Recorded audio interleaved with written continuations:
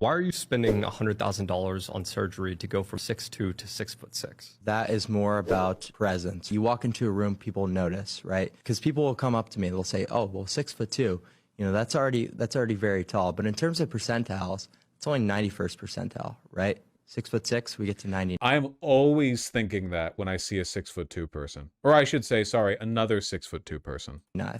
I'm someone who wants to be the best, right? And I'm willing to do whatever it takes to get there. The unfortunate part about limb lengthening surgery is almost no one is going to be able to do it because you're going to have to be out of work for 6 months to a year. You're going to be hospitalized for the first 3 weeks. You're pretty much immobile for the first 3 months. The next 3 months after that, you know, you're really not going to be able to walk without crutches and stuff like that. So getting away from work for that long is just not possible by most people. And not to mention the outrageous prices. So it's a very treacherous process. It's very painful. You know, you have to be under close supervision with doctors. Sounds great. And you really have to gauge the value. Is this something that's worth it to you? Because it's a horrible process and there's no beating around the bush. Okay. Is the inevitable consequence of the, I guess, internetification of body standards was that the bar is going to be set higher and higher for everyone, right? Like nowadays, women are comparing their, like high school girls are comparing their appearances to fucking Insta models, right? So now guys have to be like, am I tall? Well, could I play in the NBA? No? I guess I'm short then. Basically what I'm saying is that the internet is a system designed to give everyone body dysmorphia and an eating disorder. Look at all the transgenders it made. And all the anorexia. I'm onto something here. It used to be back in the 1970s that if you were like a fat, balding, like 5'4" Italian guy, you didn't mind, and neither did the women in your life, because everyone around you was also a fat, balding, 5'4" Italian guy. If you lived in New Jersey and you're, hey, whoa, Vinny! Like, it doesn't matter, because everyone around, that's just what people look like, you know? Women were not, in the 70s, women were not looking at you and then looking longingly at a, you know, fucking Adrian Brody Instagram selfie. Sorry. It's just the first name that popped up in my mind. Okay. Kids don't get limb lengthening surgery. It's cool to be short or however tall you are. Yeah, look, that's a pretty rough surgery. I'm not anti-cosmetic surgery, but that's a really rough one. That's a difficult one. That's not like hair plugs or whatever. For the most part, I'm pretty laissez-faire about it, but like, if you're mentally ill enough that you want to get limb lengthening surgery at 6'2", come on, like, come on, man. Jesus Christ. That's like getting lipo when you can visibly see your abdominal muscles. Like, you have to, you're being crazy. They should ban the surgery. Well, they don't do it here in the States, right? They do it in like China or something. Paradox Interactive Fire City Skyline developers game now at risk of becoming KSP2.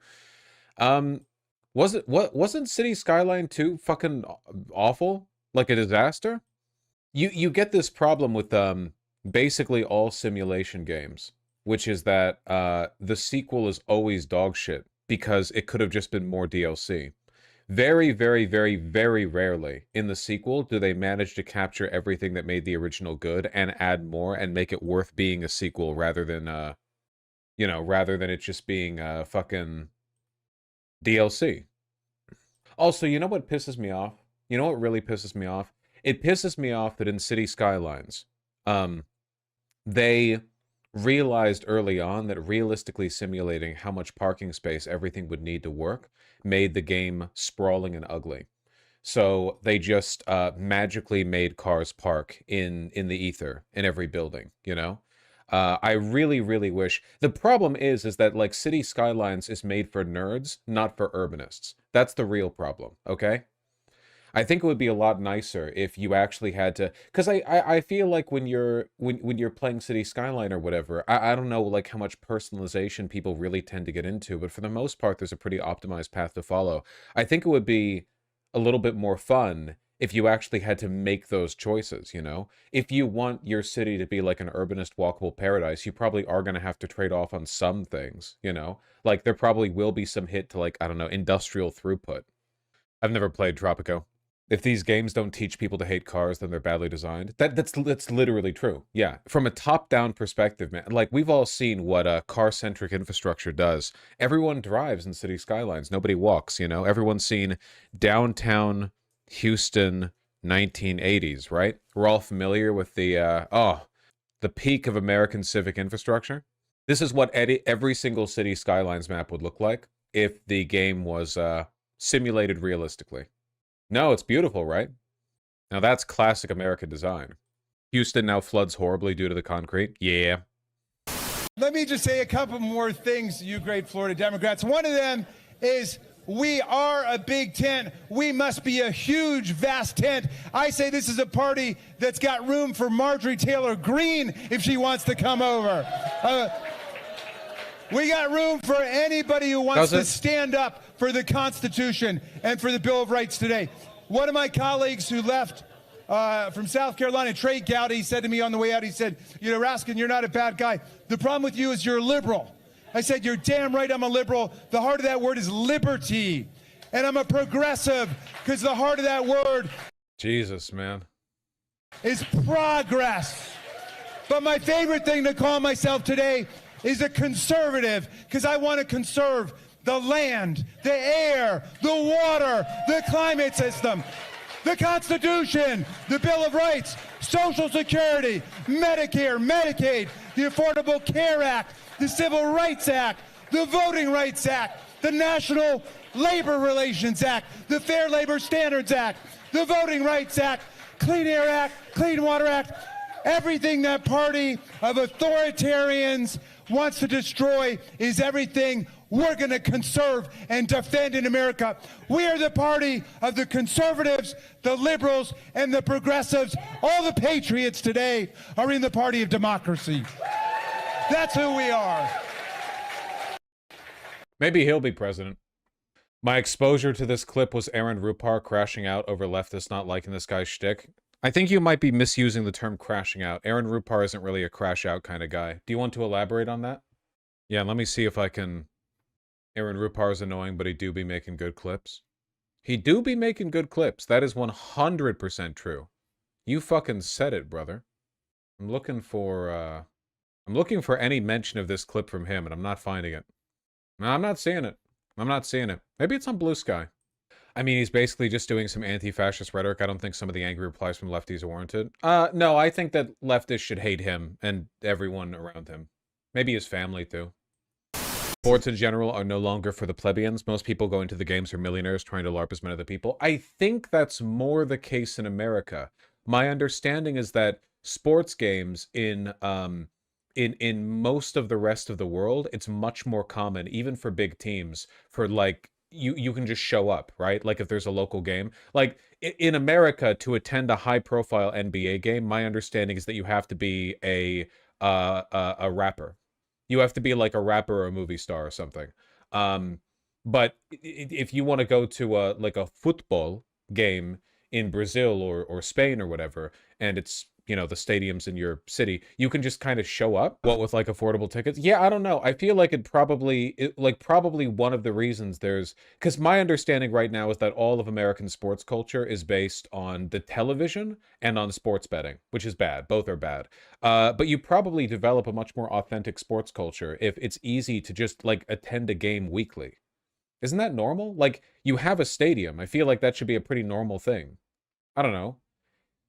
In my head, I get, like, if you're in a city and the city has a stadium that can host thousands and thousands of people and you're a big sports fan, the idea of like, oh, it's Saturday, I will now go down and spend 3 hours watching the game because I am a fan of that team. Just like normal. I don't know why the fuck that has to cost $65. 65 is cheap for tickets. Listen, the only sports games I ever attended semi-regularly were the Dodgers in Los Angeles, and those tickets were expensive. Obviously, it's the Dodgers, but, you know, it was a huge stadium. Shouldn't be that expensive. Like, you have a lot of people there, you know? Whatever. Should tickets be subsidized? Okay, in my opinion, the city should pay for the cost of the stadium because the stadium should be the city's. It's insane to me that a piece of infrastructure that large is not owned 100% by the municipal government. or possibly state government, depending on the specifics of who provided the funding. Like that shit, like if you're a professional sports team, your ass is getting hosted at that location, okay? All of the fucking revenue gets managed by the city, and maybe you get a cut of that. I mean, you know, work it out. I don't fucking care. Stadiums are so big. They're so huge. They shouldn't be like they're infrastructure. They're not just buildings, they're infrastructure, you know? They should be managed by the state. The counterintuitive problem is that if you lower the tickets below their market value, scalpers come in and buy them in bulk and sell them at their real market value. That's why cities like LA, it's so expensive. Okay, counter proposal. Fuck, how do you manage this? There are ways to manage scalpers, right? Like for one easy solution that has its own problems is just don't have tickets. If you show up, you get in and you pay the money. There's no way to scalp that. But then that'd be crazy because a bunch of people would leave and then only the people who got there first would go there. I think, like, at the end of the day, the big problem, it's the same problem we have for YouTubers, live streamers, movies, TV shows, everything, which is when everyone's attention is focused on a very, very, very, very small number of people, all of the interest is disproportionately accumulated. Nobody pays attention to their hometown game. You don't have to worry about scalpers if you live in fucking dipshit Iowa and you've got a local stadium with your local team. Nobody's scalping those tickets because the seats are not going to be filled, you know? The scalpers have to rely on like very high profile you know, games. So if people were more invested in their local games, then it wouldn't be as much of an issue. I don't know. I'm not a big sports guy. I just think it's kind of sad. I've got friends in Europe and they're like, "Ooh, yeah, when I want to go to," this is a European accent, "when I want to go to the local game, I just walk over and I take the tram and then I'm at the stadium and I go and I pay $5 and I get a beer for €4 and then I watch the game." And they do this every week. And I know people over here in America who are like, "Yeah, I've been saving up for a fucking $400 ticket to watch the Eagles or some shit." And it's like, what the fuck? That's crazy. Mr. President, without your leadership, this would not happen. And we came in 10 months. We have a system that's going to welcome the world. The greatest host in the history of the world is going to host the world here. So it's an incredible vision that the president executed here. Within 10 months, we started with really not that much. And Jesus Christ, the glazing. This is why we got that brilliant example of prosecutorial misconduct with the James Comey case, by the way. It's not possible to do your job when everything has to be filtered through this. Same thing happened to Hitler. Same thing happened to Stalin. The only reason General Zhukov was able to do anything was because he had enough clout that Stalin understood to let him cook. Like, it's always the same. As soon as everyone in government is required to act this way before they can do anything, it all falls apart because you lose the ability to deal with reality. Is it even possible for fascism to last? No, fascism is inherently self-destructive. I will say, though, that this is like a particularly... I don't know how to put it. I don't want to say malignant because some fascist governments did the Holocaust, if you can believe it. More like clownish, deliberately incoherent. This is like a particularly stupid, just stupid. Like I don't mean stupid like evil. There have been more evil regimes than this one. Plenty of more evil regimes. But stupidity, this one's like really, really far up there. Yeah. It turned into a clown show in basically no time. The way this should have worked was that the evil, intelligent people within the GOP, Heritage Foundation, whatever, use Trump as a like rising populist figure to hinge their bad policies on. They use him as like a patsy, basically, yeah, to advocate for their interests. But once he became a liability, they dump him. But what happened instead was January 6th happened, failed, and then for some fucking reason, there were enough loyalists to Trump within the Heritage Foundation, enough people who thought they couldn't do better than Trump, then rather than get rid of him as a patsy, they stuck with him and gave him everything he wanted. Every loyalist, every single cynical, intelligent thing they might have had on the table, all of it was sacrificed in favor of appealing to his ego. So like the normal formula broke down. Trump was an attempt that failed. You know, after January 6th, they should have buried him. The Republicans and Democrats together should have wiped the Trumpism clean off the slate, and then like the Republicans could have quietly cleared the path for another guy to kind of take up that mantle, and they would pretend he was this new independent figure or whatever, but you would try to capture that energy in a new figure and yeah, put all your chips on that guy. But they went with Ron fucking DeSantis, yeah, for some reason. And yeah, I don't know. The whole formula fell apart. So we got, I don't know. New report, U.S. drug overdose deaths rise again after hopeful decline. Let's see. Fatal overdoses increased by roughly 1,400 deaths over the past 12-month period. Da-da-da. Okay, so it's lower than 2023, but it's higher than 2024. Gotcha. It's been trending down. I wonder why it's been trending down. More awareness, maybe? More Narcan? I don't really know. Don't really know. It's probably going to go up again. It's probably going to get a lot worse sometime in the near future. Drug use in general is lower, though. At least people are drinking less alcohol. Smoking more weed, though, which is bad. But less alcohol is good. So, you know, you take what you can get, I suppose.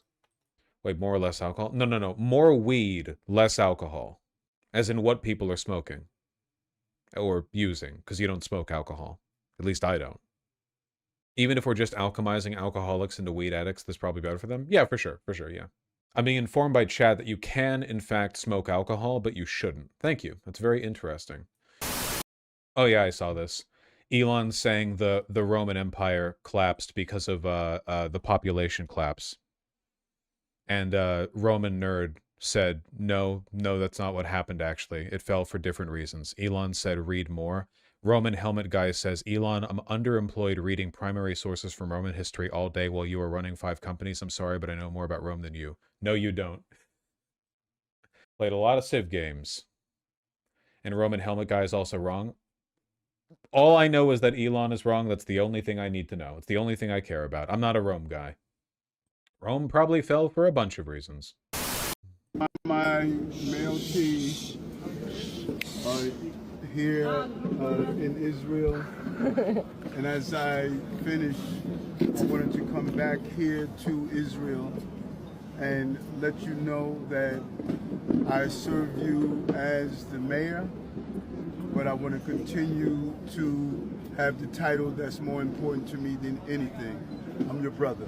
Thank you. Thank you. That rules. They're calling it the nicest any black man's ever been treated in Israel. Yeah, so this created another fucking 100,000 groypers. It's crazy. Yeah, thank you, Adams. Wait, what if he's like a virulent anti-Semite and he's like, you know what'll get him? He's been mayor of New York City. He's sick and tired of Jews, you know, and he's like, you know what? Final laugh on my way out. Fuck these guys, okay? Goes over there, kisses the wall, etc., creates a million more Nazis. Jesus, man. Been my pleasure to serve you. Jesus fucking Christ. Why is he wearing a kippah? When you're at Jewish religious or ceremonial events, it's traditional to put on a kippah yourself, which, you know, it's fine, I guess. Be like wearing like a veil at a Muslim thing if you're a lady. Do Catholics have a version of that? Is there like a Catholic church thing, like everyone put this butt plug in? No? Okay. Mormons have the special underwear? Yes. If you go into a Mormon temple, they make you put on the special underwear. Dinner with Nick Fuentes at Mar-a-Lago a few years ago. What role should he play in the conservative movement? Well, I didn't know he was coming, and he was with, as you know, somebody, Kanye. And Kanye asked if he could have dinner, and he brought Nick. I didn't know Nick at the time. And he did. He came, and along with a few other people. He brought a few people with him. Meeting people, talking to people, like for somebody like Tucker, that's what they do. You know, people are controversial. Some are, some aren't. I'm not controversial, so I like it that way. Okay. Oh my God.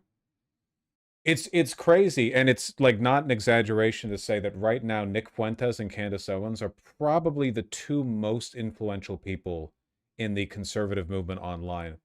In raw numbers, right, maybe they're not, I don't know, Matt Walsh or whoever the fuck, right? You know, we don't need to compare dicks. But in terms of, like, immediate influence, maybe Tucker.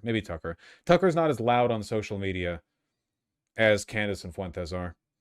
You trying to make me miss Kirk? I mean, Kirk's big funnying does open up a power vacuum, you know? Crowder was huge. Crowder fell off with the wife stuff.